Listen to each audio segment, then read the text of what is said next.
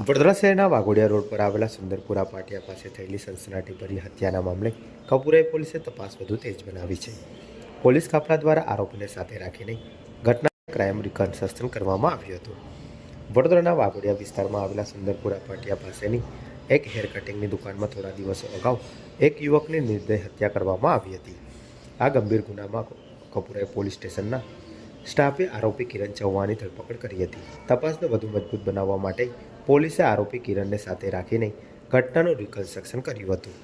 પોલીસની હાજરીમાં તેને તેજ હેર કટિંગની દુકાન પર લઈ જઈ જ્યાં હત્યાની ઘટના બની હતી ત્યાં રિકન્સ્ટ્રક્શન દરમિયાન પોલીસે મહત્વના મુદ્દાઓ પર ધ્યાન કેન્દ્રિત કર્યું હતું, જેમાં આરોપીએ કઈ રીતે અને કયા હથિયારથી હત્યાને અંજામ આપી, હત્યા કર્યા બાદ કયા માર્ગથી ફરાર થયો અને ઘટનામાં અન્ય કોઈની સંડોવણી હતી કે નહીં તે મુદ્દાઓની ઝીણવટભરી તપાસ હાથ ધરાઈ હતી.